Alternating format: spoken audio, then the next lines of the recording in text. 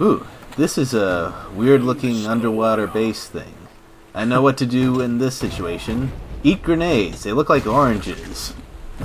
They have kind of a kick to them, though. I'm Regdrin. This is Jay. Hello. And thanks for watching all these videos. Seriously, Yeah. I appreciate people who are still viewing this. Yeah. And like before, there's a bunch of koi, but we have no bullets to waste on them yet. Right. What we can do is go diving for some ammo first. And I actually really like the idea and setup of this level. It's this sort of secret underwater base, and the first thing to do is try and figure out a way in. Right. Oh, okay. Yeah. And this fortune cookie, I was actually... Getting it just by jumping is pretty rare. Usually you have to sort of swing your sword at it to get it. Oh, okay. And I see. another thing I like about the design is that coolie, that it only appears after you sort of jump into the hallway, so there's no chance of just peeking out of the water and immediately getting blown up. Right. That was very considerate of the designers, I think. Yeah. And here what I'm using is a trick wherein enemies that you've killed with the sword still count as obstacles while they're falling apart, so you can... That's cool. You can sort of kill them one at a time and use the body of the one you just killed for cover. Yeah. It's not bad. And I got killed a whole bunch of times here because the really tempting thing is to jump on top of that ship, except that there's a mine there. Right. It's not even a grenade mine, it's just a flash bomb, but still stepping directly onto it will kill you. Because it's a mine still. Right. Yeah. Very interesting, this underground base. I was about to say, like, oh man, I'm really surprised that nobody's afraid of like something happening and going wrong and drowning, but then again nobody's technically alive here. So I think they're described as demons. Don't really sure if that counts as being alive or not.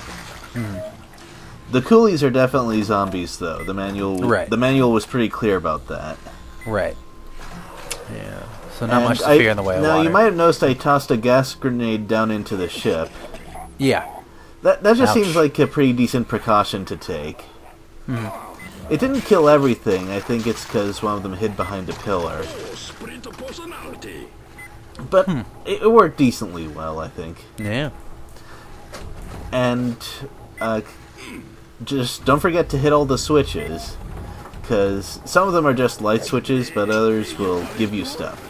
Yeah. Also, I'm pretty sure the only reason she doesn't shoot at you is because she doesn't have an Uzi. Instead, she just waves her drill. I think it would have been funnier if she dealt damage at melee range instead. Yeah, that would have been cool. Yeah. Also, I used a flash bomb there. I don't actually know if it even works on computer-controlled enemies, but since I got out of there within sword range of a Rocket Thug and a couple others, I figured it wouldn't hurt.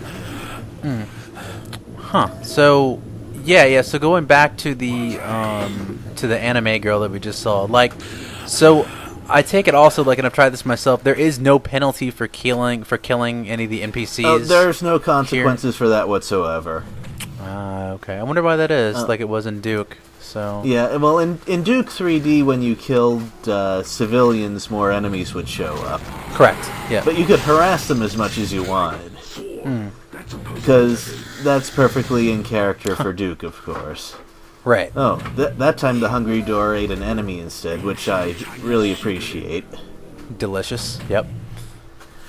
And there's actually a couple of ways to go. This level isn't completely linear. There's another hallway I could go into to get an early riot gun, but I didn't really see a need for it. Also, I'm making sure to kill all the coolie ghosts in there before I do anything else. Smart stuff. There's actually a fairly specific reason for that, which I'm going to demonstrate shortly. Now, this room has a couple of grates that I can't get up to. One of them has the key. However, that window to the water outside has a crack in it, so there we go. Oh, wow. And all these bed covers are just gone. Yep. Also, that door with the warhead will only open once the whole place is underwater. Right. Actually, at the time this was made, I'm not sure that there were many games that could just change a level by, for example, flooding it like that.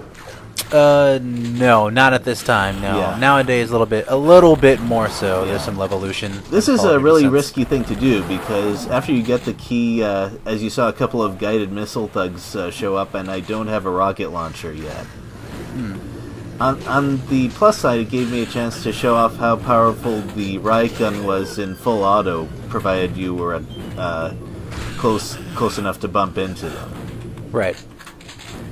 But I was just terrified that one of them would shoot a rocket as I was closing in. That would not be good. No. So. Yeah. Also, now that I have shotgun, I once again can enact coy revenge. As soon as it stops moving from side to side, thank you.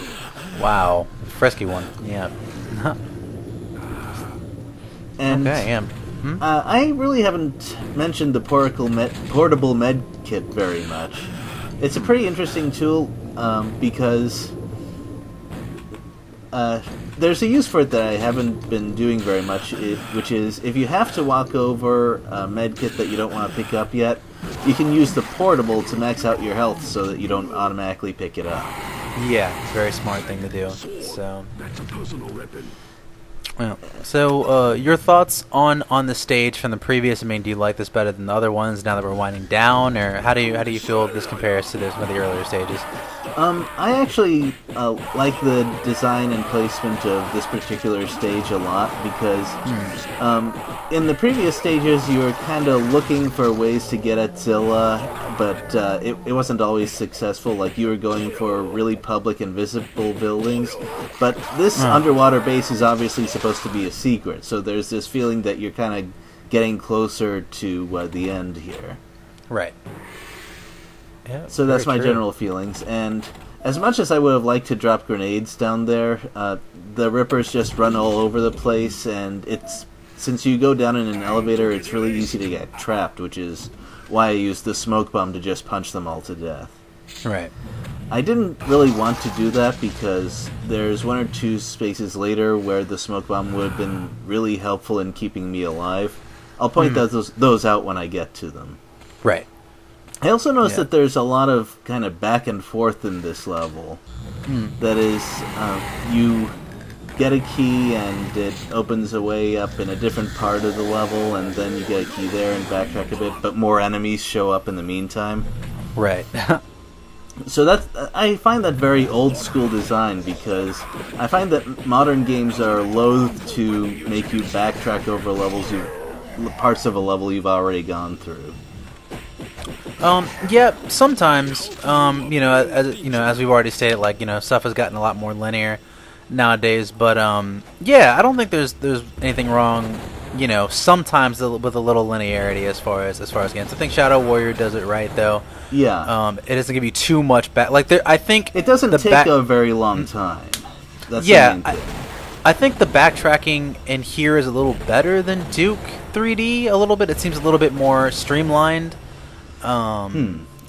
Duke was a little bit everywhere sometimes, so... Well, I actually didn't play a whole lot of Duke, so I'll take your word for it. Now, this is a place I could have gone to before that I mentioned, but now I have the key to access something useful. Right. And I'm really glad I got a Guardian Head.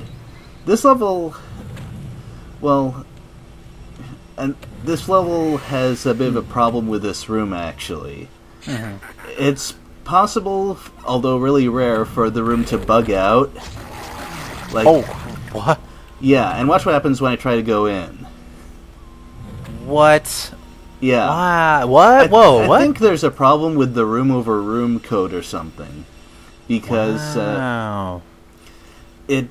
that sort of doorway takes you to where it's obviously not supposed to go. And because there's a switch in there that I need to move further in the level, when that happens, you just have to restart the whole thing. Wow. I was really confused when it happened, of course. It took me a while to figure out what was going on. That is a mini Carnival Funhouse type thing, all in one stage. Weird. A place where time and space make no sense. No, or level design. No, definitely. Good stuff. All right, grenade launcher action. This is what I like to see. Yep. So, Whoa! Wow. huh?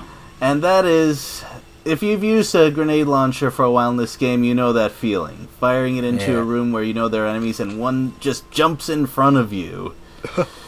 Just to make sure you take the splash damage. Yeah. On the other hand, there are worse things that a Shadow Ninja can do, so I guess I shouldn't complain too much. No, not at all. I can complain a little, though. I feel I have that right. One thing I wanted to mention in the last level is that it had very tight control over your Guardian head ammo because there were no Guardian monsters in that level. I think there was one Guardian head in a secret, and that was it. It's like they know that at this point you'll have figured out to blow up the Guardians when you can. Yeah. They expected it or And not. So. this elevator actually turned out to be really tense for me because, well, right in front of you is a couple of coolies and Shadow Ninjas, and there's no place to dodge. So, Wow. if one of them threw those fireballs at me, it'd be really hard to survive. Right. That's why I was hoping I could save my smoke bomb. So it was actually kind of luck that I survived there. And I really like this. Unlike controlling those little cars, with this one you can shoot things. Huh. And I kind of wish there was more remote-controlled weapons in this game. It was probably a pain to code in with the level maker and the build engine. At the time, definitely, I'm sure. So, in that case, I'm really glad they put in the effort, because even though it's only blowing up fish, I really enjoyed this part. Also, that little cupboard with the warhead and the gas grenade, it's possible for Shadow Ninjas to open the door and actually walk in there. Wow. Yeah, that was quite a surprise when that happened to me. I wish I had recorded it. Interesting. Maybe their vertical hitboxes are smaller than the players. Yeah. Lots of elevators here. It's okay. Yeah, and they also use that trick of the button opening something else if you press it and then when you're not in the elevator. But in this case, it was just a normal secret instead of a secret level. Right. Also, if you blow up everything with that little toy, there's the Guardian Head secret. And of course, what better way to end a level than with those mini snake gods? Nice. Now here I don't make the mistake of using the heart when I'm over water, so I get plenty of mileage. I mean, it's just firing away while I'm trying to land one rocket on this other one. Yeah. And now it's very kindly taking care of the second one for me. Jeez. I mean, these things survived a nuke, but well-placed Ripper Heart will do more than enough damage. Yeah. And this last secret is of no use to me whatsoever because of the way I'm handling the run, but I kind of like the idea of hiding a secret behind the exit. Huh. Heat Seeker. Nice. So, that's the end of the Pentultimate level, and we'll see you for the final one. Later. See ya. See ya. Oh, better zip fly.